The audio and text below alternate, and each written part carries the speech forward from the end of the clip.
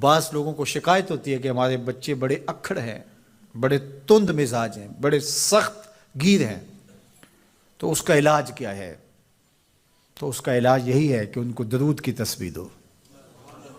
درود اکڑ توڑ دیتا ہے، طبیعت کی تندی نکال دیتا ہے، طبائع کی تلخیاں ختم کر دیتا ہے، محمد عربی کے نام کی مٹھاس پیدا کر دیتا ہے۔ حضور کا نام شہد سے میٹھا ہے، دل آویز ہے، کھنڈ میں اتنی مٹھاس نہیں ہے، شکر اور گڑ میں اتنی مٹھاس نہیں ہے، شہد میں اتنی مٹھاس نہیں ہے، قند اور نبات میں اتنی مٹھاس نہیں ہے جتنی نام محمد میں رکھی گئی۔ ان کا نام لبوں پر آئے، میٹھا میٹھا منہ ہو جائے، ان کے بول بہاروں جیسے اور اصحاب ستاروں جیسے، ان سا پیارا اور نہ کوئی، ان سے بچھڑ کے لکڑی روئی، جب وہ سیر کو جایا کرتے سر پہ بادل سایا کرتے۔ میرے شہر کے ایک پنجابی شاعر ہیں، انہوں نے تو قلم ہی توڑ دیا نا، تینوں سینے دی میں ٹھنڈ آکھاں، اگر آپ کا ذوق ہو تو، تینوں سینے دی میں ٹھنڈ آکھاں، شہد گلاب تے کھنڈ آکھاں، تینوں نبیاں دا میں لاڑا آکھاں، تیرے ہجر دے وچ میں ہاڑا آکھاں۔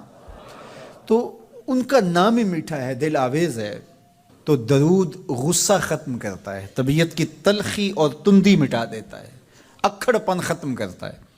تو آپ اگر چاہیں کہ اولاد اکھڑ ہے تو ان کو کسی طرح درود پہ لے آئیں، درود کی تسبیح ان کے ہاتھ میں دے دیں، تو ان کی طبع میں نفاست بھی آئے گی، ان کی طبع میں لطافت بھی آئے گی، ان کی طبع میں رقت بھی آئے گی، ان کی طبع میں محبت بھی آئے گی، ان کی طبع کے اندر جو ہے وہ لیاقت بھی پیدا ہوگی۔ درود پڑھنے والا بچہ ذہنی استعداد میں درود نہ پڑھنے والے بچے سے بہتر ہوتا ہے۔ یہ بھی آپ تجربہ کر کے دیکھ لیں، دو بچے برابر ذہنی استعداد رکھتے ہوں اور ان میں سے ایک بچہ درود پڑھتا ہو اور ایک درود نہ پڑھتا ہو، تو درود پڑھنے والا بچہ آگے ہوگا۔ یہ درود کی برکتیں ہیں، یہ درود کی رحمتیں ہیں۔ تو درود کثرت سے پڑھنا اپنی اولاد کو سکھائیں گے۔ ہفتہ روزہ آپ محافل کا گھر میں انعقاد کر لیجئے اور اس میں صرف دروشی پڑھ لیجئے، تو انشاءاللہ اس سے آپ دیکھیں گے کہ اولاد کو اس کا فرق پڑتا ہے۔ یہ تربیت کا ایک آسان نسخہ ہے اور یہ وہ وظیفہ ہے جس سے تھکن نہیں ہوتی، یہ وہ وظیفہ ہے جس سے طبیعت میں تلخی نہیں آتی۔ کہتے ہیں وظیفہ میں نے پڑھا ہے تو وظیفہ پڑھتے پڑھتے میری طبیعت میں یہ ہو گیا ہے، وہ بعض کہتے ہیں وظیفہ الٹ پڑ گیا ہے۔ بڑے وظیفے الٹ پڑھ سکتے ہیں لیکن درود الٹ نہیں پڑھتا، درود ہے ہی سیدھا، یہ الٹوں کو بھی سیدھا کر دیتا ہے۔ تو درود پڑھیں اور یہ منہ بھی میٹھا رکھے گا، یہ دل بھی ٹھنڈا رکھے گا، یہ دنیا بھی ٹھنڈی رکھے گا اور آخرت بھی ٹھنڈی کر دے گا۔ درود چراغ بھی ہے، درود کستوری بھی ہے، خوشبو بھی ہے، مہک بھی ہے، شہد بھی ہے، گلاب بھی ہے، کھنڈ بھی ہے اور سینے کی ٹھنڈ بھی ہے۔ تو درود اپنی طبع کے اندر اچھی طرح سے راسخ کر لیں اور اپنی اولادوں کی طبع میں اس کو راسخ کریں۔ اس سے آپ عملاً دیکھیں گے، میرے اور آپ کے آقا و مولا نے ارشاد فرمایا قیامت کے دن میرے سب سے قریب وہ ہوگا جو کثرت سے میرے اوپر درود پڑھنے والا ہوگا۔ تو یہ حضور کی قربت کا ضامن ہے درود۔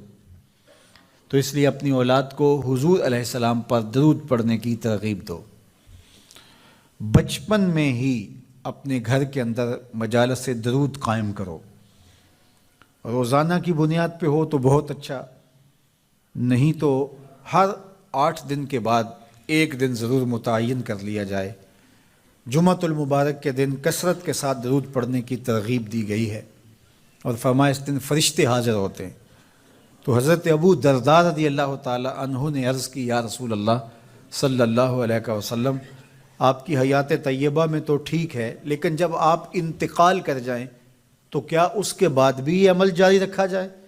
ابن ماجہ میں یہ روایت موجود ہے۔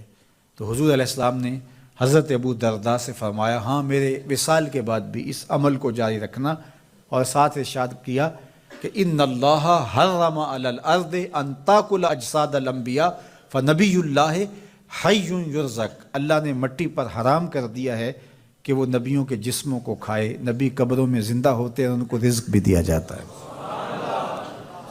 تو کہا کہ یہ میرے بعد بھی میرے اوپر درود کے سلسلے کو جاری رکھنا۔ تو ایک مومن تو درود کے ساتھ جڑا ہوا ہے، وہ تو درود کے بغیر دن گزار ہی نہیں سکتا، الگ سے نہ بھی پڑھے تو اس کو نماز کے اندر درود پڑھنا ہی ہوتا ہے۔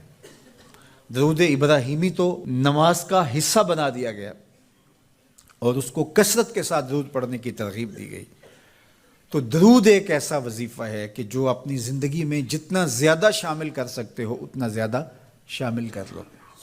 ویسے بھی درود پڑھنے سے بچوں میں تقدس پیدا ہوتا ہے، بچے پاک دامن رہیں، عفت مآب رہیں، ان کی طبع میں تقدس رہے۔ آپ چاہتے ہیں، ہر ماں باپ چاہتا ہے، اور پھر دور موجود کے اندر جو فتنے ہیں تو بہت ضروری ہے کہ ہماری اولادیں تقدس مآب رہیں، تو ان کو درود کی ترغیب دو، تو اس کا عملی نتیجہ یہی ہوگا کہ ان میں تقدس کا جوہر پیدا ہوگا اور ان کی عصمت کی حفاظت رہے گی۔ اور درود شریف پڑھنے والے بچے اور درود شریف نہ پڑھنے والے بچے دونوں کی عادات میں فرق ہوتا ہے۔ درود پڑھنے والوں کی طبع میں رقت، لطافت، نرمی، محبت، شفقت جیسے جذبات